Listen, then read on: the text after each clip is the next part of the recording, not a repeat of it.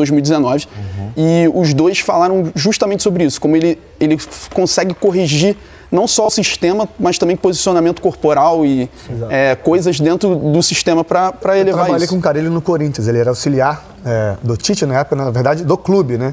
E ele treinava a defesa. Ele era o técnico de defesa, então por isso que, no princípio, ele pensa futebol a partir da defesa. Ele organiza primeiro o setor defensivo e daí ele vai acertando os outros setores. Cara, voltando ao Santos, no último trabalho do Carille, ele fez o que tinha que fazer. O Santos foi campeão em primeiro.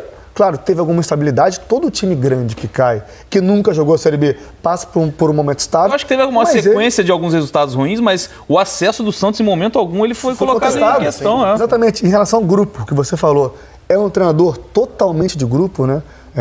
Teve alguns protestos da torcida do Santos durante 2024, no qual ele foi defendido em todas pelos jogadores em entrevistas coletivas. Nenhum deles titubearam na hora de defender o Carille. É um baita cara, é um bom técnico, porém, não é o futebol que o DNA do Santos pede.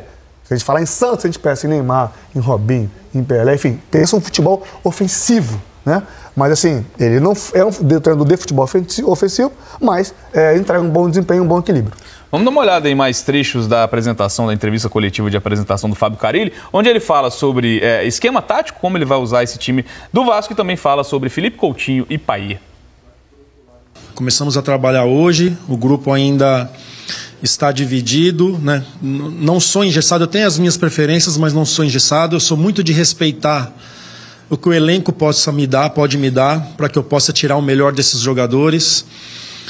Como eu falei ontem, antes do jogo do dia 23, vou voltar a falar com vocês para falar melhor desses jogadores do elenco do Vasco, de possíveis jogadores que possam chegar, para aí sim a gente definir uma forma, repetir bastante e ter variações dentro dessa forma de jogar. Se tivesse que montar um time, com certeza seria o 4-2-3-1, que eu entendo que dá aquele equilíbrio, mas é claro que você precisa ter jogadores para fazer isso, né? Então é um início, a diretoria tem trabalhado bastante aí para que chegue alguns jogadores, não sabemos ainda o que vai acontecer nos próximos dias. Penso que quando tem qualidade a gente tem que tentar colocar esses caras todos em campo juntos, né? Se tiverem bem, dar um suporte para que esses jogadores possam fazer o melhor possível dentro de campo, mas o mais importante, que tem qualidade, pode ser com Alex Teixeira, daqui a pouquinho pode ser com Estrela, 2 meias, jogadores que... o Estrela é um menino, mas os outros 3 jogadores já experientes, com muitas vitórias na carreira. Possibilidade que eu tenho pensado sobre isso sim, e quero levar para a prática para ver se vai dar certo. Vamos debater aqui no Tá Na Área, então, a utilização também desses jogadores que o Carille citou, mas antes vamos dar uma olhada como está o elenco do Vasco. Claro, contando com esses jogadores que a gente já falou. A gente já tem os anúncios oficiais de Tietê, o volante, né, que estava no Botafogo, o goleiro o Daniel Fusato, que chega para ser reserva do Léo Jardim, mas sabe também, o próprio Carille falou sobre esses 2 zagueiros que estão chegando no Vasco, o Lucas Freitas e o Lucas Oliveira. Ainda não foram anunciados oficialmente, né, mas isso é questão de tempo. Temos um campinho aqui de como tá... Saudade desse campinho, cara. Tem muito mais gente do que o normal, normalmente tem só 11, mas como a gente está analisando o elenco do Vasco, a gente tem ali os jogadores...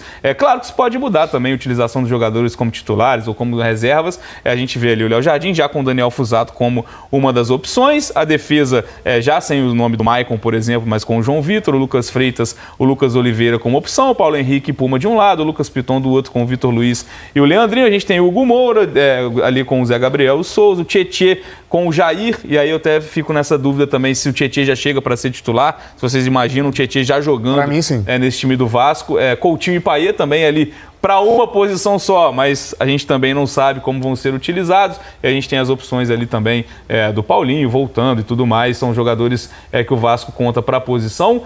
No ataque a gente tem, né, Emerson Rodrigues de um lado, ali com Alex Teixeira, o Serginho, o Adson e o David também, mas a gente sabe da questão física do David também, o Verratti mais à frente ali, o titular absoluto da camisa 9, com as opções que o Vasco tem nesse momento. Começando então por Tietê, para você, chega e joga.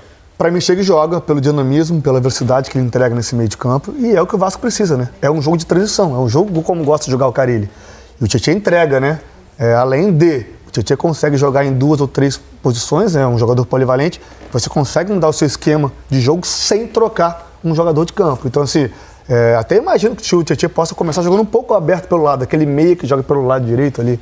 Enfim, isso eu já estou projetando lá na frente, mas não sei nem como é que o Carille vai pensar esse time. Mas, assim, reforço do Jair, Paulinho, Hugo Moura, o meio de campo do Vasco está reforçado, Tietê, deixa eu ver quem mais está ali. Até mesmo esses reforços internos, né, de jogadores voltando de lesão, podem ser importantes. Né? Até o próprio Garoto Estrela, que é o meia com muito potencial, que teve uma lesão séria, ficou um tempo afastado, estreou, já fez jogo contra o São Paulo. Sim. É um jogador interessante para olhar em 2025. Enfim, é um elenco que precisa, assim, encontrar esse equilíbrio. O cara ele tem experiência para fazer isso. E em relação ao Paê e Coutinho, eu acho que, de início, para mim, não podem jogar juntos, ainda mais tendo o Verratti lá na frente, né? São 3 jogadores que não têm características de marcação. Por mais que o Verratti se doe e volte, e dê carrinho de cabeça, e dá a vida e pula, se doe bastante, ele não está ali para isso. Ele tá a bola para dentro. Se ele tiver que voltar para ajudar na marcação, quando ele tiver que chegar na fazer gol, ele vai estar sem perna. Então, assim, o cara ele tem que equilibrar esse time para dar uma sustentação para a criação chegar até o Verratti e não fazer o Verratti voltar para marcar.